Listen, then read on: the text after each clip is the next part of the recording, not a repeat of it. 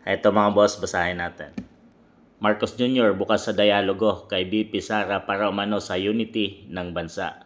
Bukas umano si Pangulong Marcos Jr. sa pakikipag-usap kay Vice President Sara Duterte alang-alang sa pagkakaisa at pambansang interes. Ito ang binigyan diin ng Malacanang sa gitna ng umiinit na tensyon sa politika. Hay.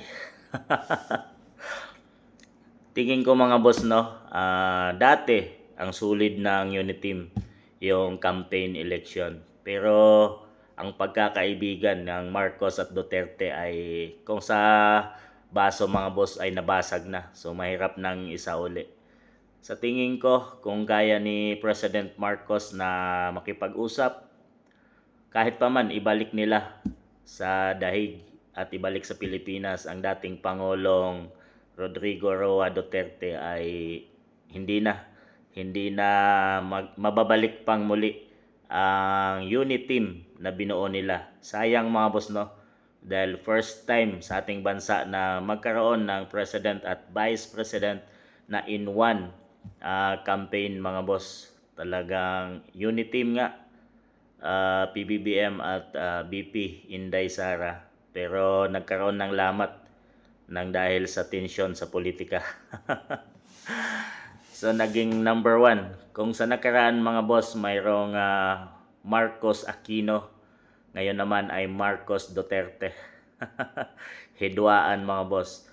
Matigas ang loob ni BP Inday Sara na lagi niyang sinasabi na hindi na nila pagbibigyan ang Marcos family mga boss, no, dahil siguro masakit at lubos nang nasaktan, nadurog na ang mga Duterte sa ginawa ng mga Marcos ngayon. Sunod-sunod yung kanilang investigation, kaso dito, kaso sa Davao, silipin yung mga ghost flood control projects, kaso kay BP Inday para ma-impeach.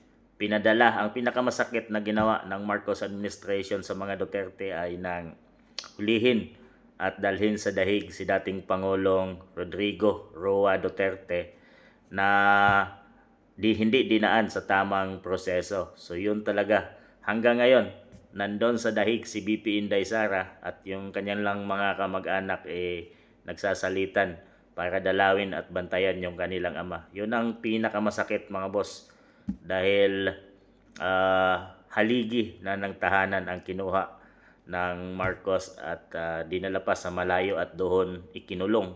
So masakit yon sa Duterte family. Sa tingin ko ay hindi na magkakaroon at maibabalik pang muli ang naumpisahan nilang pagkakaibigan bilang unit team. Sayang nga mga boss, no, at dahil sa politika ay nasira ang lahat. Sana maganda ang naging takbo ng ating bansang Pilipinas dahil sa magkasundo ang ating Vice President at ang Presidente. Pero sa isang iglap, nasira at mahirap na sigurong maibalik ang nabasag ng pagkakaibigan at may lamat na.